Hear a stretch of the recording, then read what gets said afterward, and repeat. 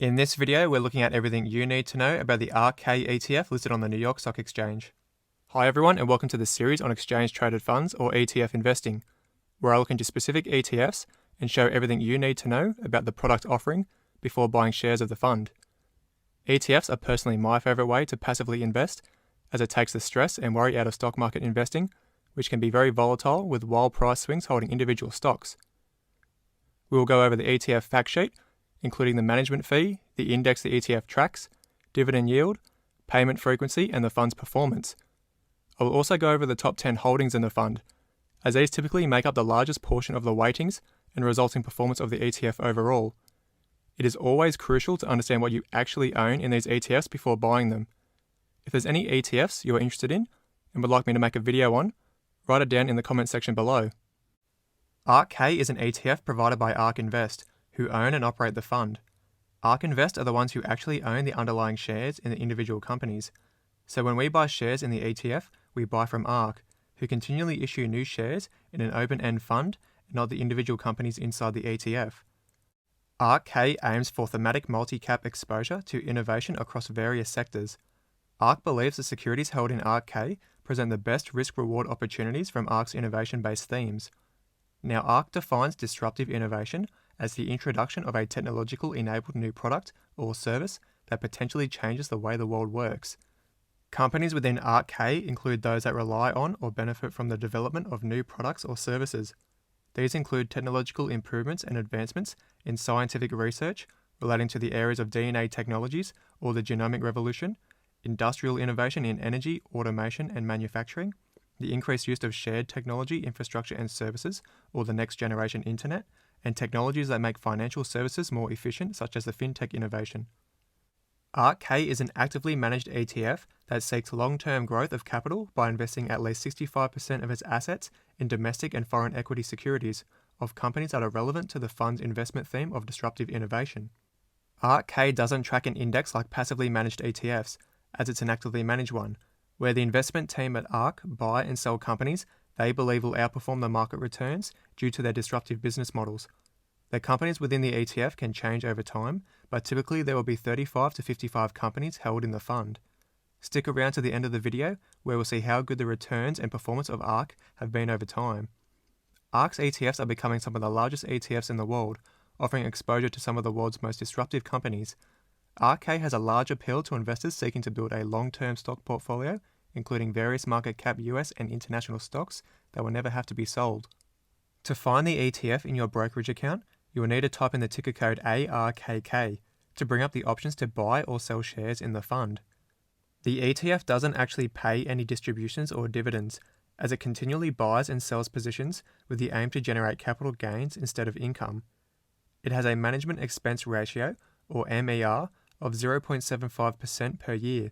So for every $10,000 invested, it will cost $75 per year in fees. And this isn't a bill you have to pay immediately.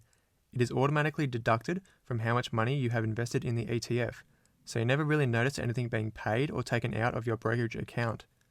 Now, since this ETF focuses on companies with high innovation, the sectors can range depending on what the industry ARK selected companies are based in. The highest sector allocation is within healthcare at 31%, followed by IT at 29%, communication services at 21%, and consumer discretionary at around 11%. If you're enjoying this style of video, feel free to give it a like to let me know and subscribe for more. Now, when purchasing shares in an ETF, I like to have a basic understanding of the top 10 holdings, as these companies will have most of my money allocated to them, and they will end up driving the bulk of the fund's performance. So we'll quickly go over which companies are in the ETF's top holdings and what they do to make money. Tesla is an American electric vehicle and clean energy company based in California. Tesla makes money selling its products, including electric cars, battery energy storage from home to grid scale, solar panels, and solar roof tiles, along with related products and services. The purpose of Tesla is to help expedite the move to sustainable transport and energy, obtained through electric vehicles and solar power. Square is an American financial services and mobile payment company based in California. The company markets software and hardware payment products and has expanded into small business services. It makes money by selling devices such as the original Square Reader, which accepted credit cards on mobile devices, along with the Square Stand, which is essentially a sales terminal, capable of receiving swipe and contactless payments. It also provides services such as the Cash App, which allows people to transfer money to other people via the app or website, and now also allows users to buy and sell Bitcoin. Roku is a brand of hardware digital media players. The company offers access to streaming media content from various online services. Roku devices have been considered influential on the digital media player market, helping popularize the concept of low-cost, small form factor set-top boxes for over-the-top media consumption. Roku makes money by selling their own streaming devices along with advertising. A number of ways Roku makes money through its advertising and media business is selling publishers' inventory, third-party subscriptions, audience data access for publishers, display ads, and selling ads on its own TV channel, and deals with TV manufacturers. Teladoc is a multinational telemedicine and virtual healthcare company based in the United States. Their primary services include telehealth, medical opinions, AI and analytics, and licensable platform services. In particular, Teladoc Health uses telephone and video conferencing software, as well as mobile apps to provide on-demand remote medical care.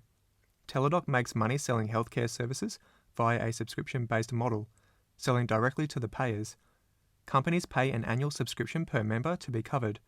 In one contract, thousands and thousands of patients can be brought on board and instantly monetized. Baidu is a Chinese multinational technology company headquartered in Beijing, China, specializing in internet-related services and artificial intelligence. It is one of the largest AI and internet companies in the world. Baidu owns China's largest search engine platform, often referred to as the Google of China, and the streaming site iQIYI similar to Netflix.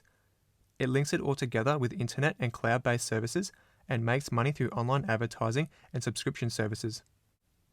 Zillow is an online platform dedicated specifically for the real estate database.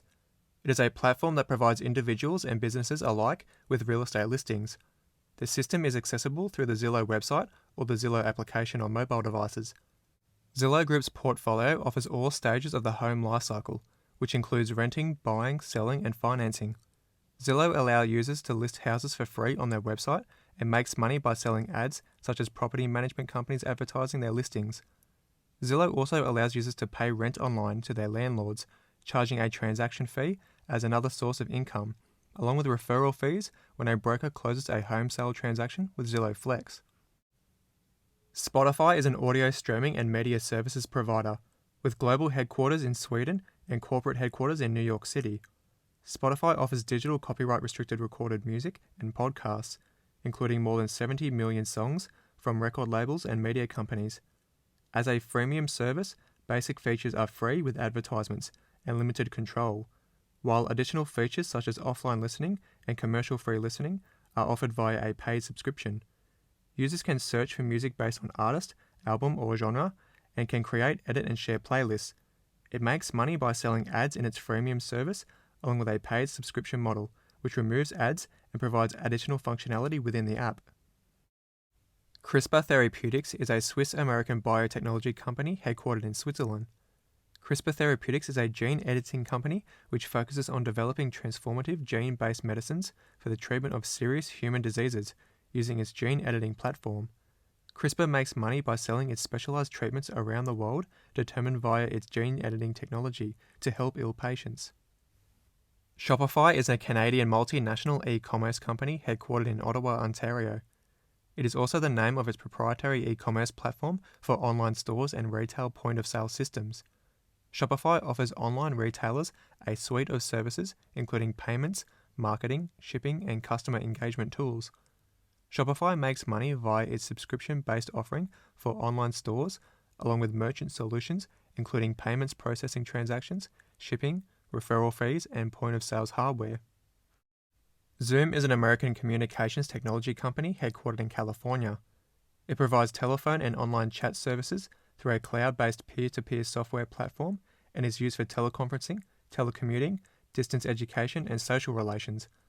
The business model of Zoom is built on charging businesses a recurring subscription fee for the various products the company offers. On top of that, Zoom makes money from the promotion of hardware products. Now, ETFs are considered to be low-risk investments because they are low-cost and hold a basket of stocks or other securities, increasing diversification. For most individual investors, ETFs represent an ideal type of asset which builds a diversified portfolio. Still, unique risks can arise from holding ETFs, as well as other special considerations paid to taxation depending on the type of ETF. Since inception, RK has had a total return of 36% per annum before taxes. 2020 was a breakout year for ARK, where the innovative companies they hold massively outperformed the rest of the market, with a one-year return of over 150%, which is insane. Now, of course, past performance is no guarantee of future performance, but it's always a good sign of consistently improving business fundamentals, continually driving each individual stock higher within the ETF. I prefer to look at the cumulative returns, as it includes the dividends paid to shareholders, which should always be included as we're getting some value back, plus with the dividends reinvested, this is what provides the compounding effect, exponentially increasing our returns the longer we have our money invested in the fund. This is the sort of approach I take investing for the very long term using ETFs, and one day live off the investment portfolio as passive income through either dividends or selling down small parts of the position, but maintaining the bulk of the capital. If you want to see how these companies make money in detail, watch the playlist shown in the end screen. Let me know in the comments what you think of this ETF and whether you currently own any shares or plan to buy. If you enjoyed the video, leave a like and subscribe to the channel for more investing and Tesla videos. Thank you for watching, and I'll see you in the next one.